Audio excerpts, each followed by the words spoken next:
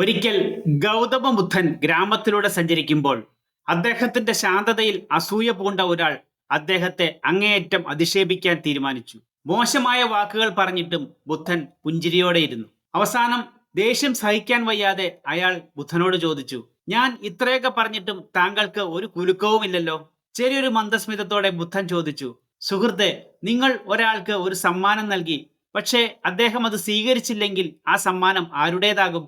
അയാൾ പറഞ്ഞു, തീർച്ചയായിട്ടും ആ സമ്മാനം കൊടുത്തയാളുടേത് തന്നെ ആയിരിക്കും.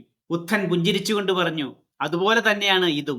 നിങ്ങൾ എനിക്ക് തന്ന ചീത്ത വാക്കുകളും അധിക്ഷേപങ്ങളും ഞാൻ സ്വീകരിച്ചില്ലെങ്കിൽ അത് നിങ്ങളുടേത് മാത്രമായി അവശേഷിക്കും. മറ്റുള്ളവരുടെ മോശം പെരുമാറ്റമോ വാക്കുകളോ നിങ്ങളെ ബാധിക്കണമെങ്കിൽ നിങ്ങൾ അത് മനസ്സിലേക്ക് എടുക്കണം. ആർക്കും നിങ്ങളുടെ അനുവാദമില്ലാതെ നിങ്ങളെ വേദനിപ്പിക്കാൻ കഴിയില്ല. നിഷേധാത്മകതയെ തിരികെ നൽകുക. ജീവിതം ശാന്തമായിരിക്കട്ടെ. വിദ്വേഷത്തിന്റെ സമ്മാനങ്ങൾ സ്വീകരിക്കാനുള്ള അനുമതി അവർക്ക് നൽകാതിരിക്കുക. അവരുടെ ദേഷ്യം സ്വീകരിക്കാതിരുന്നാൽ അതിന്റെ മുഴുവൻ ഭാരവും അവർക്ക് തന്നെ പേറേണ്ടി വരും. ശാന്തമായിരിക്കുക.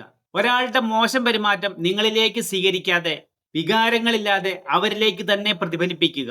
നിങ്ങൾ അവരെ പോലെ ആകാനുള്ള അനുമതി നൽകുമ്പോഴാണ് അവരുടെ വാക്കുകൾക്ക് ശക്തി ലഭിക്കുന്നത്. വീഡിയോ ഇഷ്ടപ്പെട്ടാൽ ലൈക്ക് ചെയ്യാനും ഷെയർ ചെയ്യാനും സബ്സ്ക്രൈബ് ചെയ്യാനും മറക്കരുത്. താങ്ക്